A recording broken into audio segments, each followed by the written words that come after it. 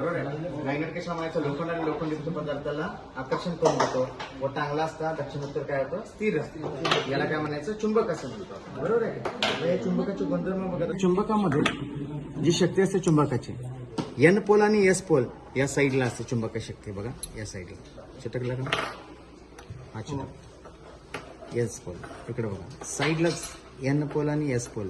जे दोन पोल आहेत त्या पोलच्या साईडला चुंबकीय शक्ती जास्त असते. सेंट्रल असते का बघूया आपण, बघा आहे का, आहे का, काहीच नाही. मध्ये चुंबकीय शक्ती थोडीशी कमी असते. मध्ये चुंबकीय शक्ती काय असते, कमी असते. लक्षात आलं तुमच्या?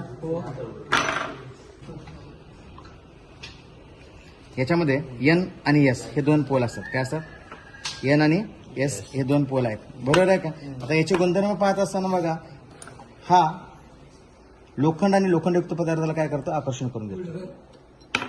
केला का, झालं का?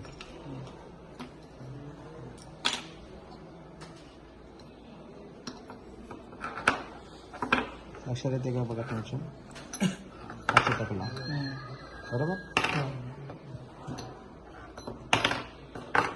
हा मॅग्नेट काय करतो, लोखंड आणि लोखंडयुक्त पदार्थाला आकर्षण करून घेतो आणि अधांतरी टांगला असता दक्षिण उत्तर काय करतो, स्थिर राहतो. ओके. आता याच्यामध्ये बघा दोन पोल असतात.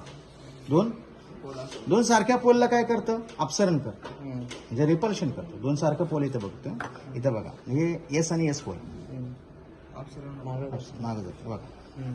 आता दोन भिन्न पोल बघूया आपण, एस आणि एल. ह्याला काय करतं बघू, हे अट्रॅक्शन होतं. भिन्न पोलला काय होतं, अट्रॅक्शन होतं आणि सारख्या पोलला अपसरण होतं म्हणजे रिपल्शन होतं आणि भिन्न पोलला अट्रॅक्शन